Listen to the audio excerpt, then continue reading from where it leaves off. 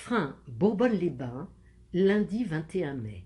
Ce matin, nous laissons bien sûr le petit bus là où nous nous sommes retrouvés hier soir, c'est-à-dire à l'intersection de l'ancienne voie romaine nord-sud et de la départementale Frein-Martigny-les-Bains, aux marches de la Lorraine, de la Champagne et de la Franche-Comté, à l'extrême sud-ouest du département des Vosges. Le GR suit toujours notre voie antique et donc nous nous préparons mentalement à poursuivre notre chemin sur une piste totalement rectiligne durant des kilomètres. La brume se lève, le ciel s'éclaircit, des lambeaux de ciel bleu se déchirent et le soleil compatissant nous accompagne.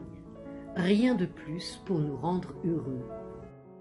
La campagne vallonnée est simple, peu animée certes, mais plutôt joyeuse.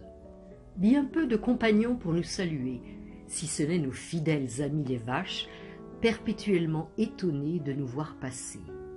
La piste blanche, poudreuse, finit par buter sur une petite route perpendiculaire.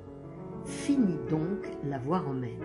Daniel fait demi-tour ici, et pour moi, à droite toute. Le sentier s'élève légèrement, laissant sur sa droite le mont des Fourches, qui domine à 500 mètres d'altitude, et se dirige vers le hameau d'Oreille-Maison. Je traverse le Mouzon, dont les eaux iront se jeter dans la Meuse, passe devant le lavoir, et grimpe vers la jolie chapelle romane de Notre-Dame, une chapelle du XIIe siècle, coiffée de son amusant clocheton de bois. Je me pose quelques instants au pied de l'abside semi-circulaire, toute simple avec ses arcatures de plein cintre. Daniel me rejoint vers cette ferme, près de laquelle nous nous garons, pour avaler le casse-croûte, puis je repars en direction du bois communal de Serqueux. Dans son livre « La vie secrète des arbres », Peter Wohlleben nous interroge. Mais pourquoi les arbres ont-ils un comportement social? Pourquoi partagent-ils leur nourriture avec des congénères et entretiennent-ils ainsi leurs concurrents? Pour les mêmes raisons que pour les sociétés humaines. À plusieurs, la vie est plus facile.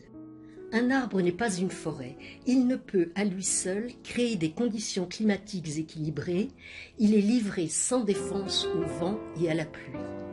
À plusieurs, en revanche, les arbres forment un écosystème qui modère les températures extrêmes, froides ou chaudes, emmagasine de grandes quantités d'eau et augmente l'humidité atmosphérique.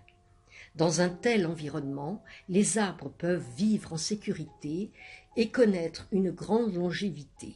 Pour maintenir cet idéal, la communauté doit à tout prix perdurer. C'est le club vosgien que je retrouve ici avec ce panneau, ce club dont j'avais suivi le fléchage tant de fois dans les Vosges du Nord, puis dans les Vosges du Sud. Bientôt, je franchis la ligne virtuelle entre les départements et me retrouve dans celui de la Haute-Marne.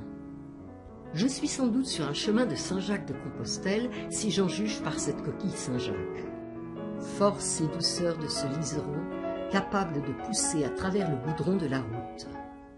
Le liseron est une espèce volubile, sa tige s'enroule autour de son support et c'est une plante mellifère.